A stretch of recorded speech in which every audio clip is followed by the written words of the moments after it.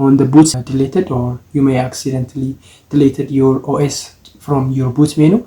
So let's restore it. So I have now currently running Windows 11, and I have deleted Windows 10 from boot menu. So I will show you now. So what you need to do is just to let's check first. So press Windows plus R and type msconfig and hit enter, and you will be here. So click on boot.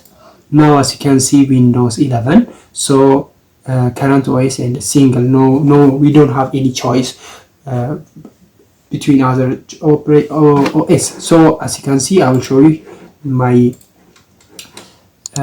partition. Here I have installed Windows 10. Here it is my partition. So there is Windows.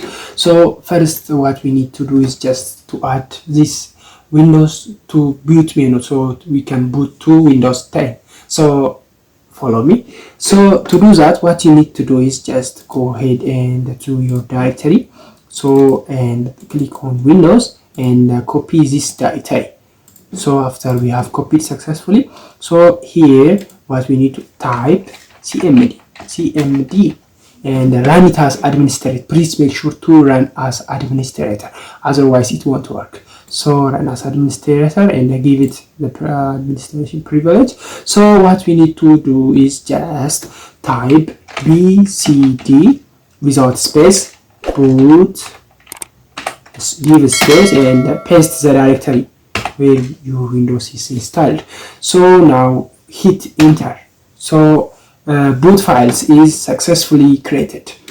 So this is it. So now let's check to our system configuration or type msconfig again. So we don't need to type if you have already typed msconfig. So hit enter. So you will be in the system configuration and the type on the boot section. As you can see, Windows 10 is now successfully installed. So this is the main part. So we will go to the checking part now. You have completed now. So let's prove it is successfully installed to our system. So please make sure to restart your system. So click.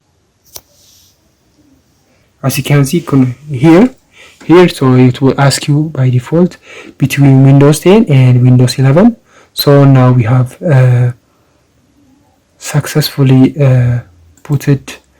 So I want to boot to Windows 10. So I want to check some stuff from my Windows 10. So this is it.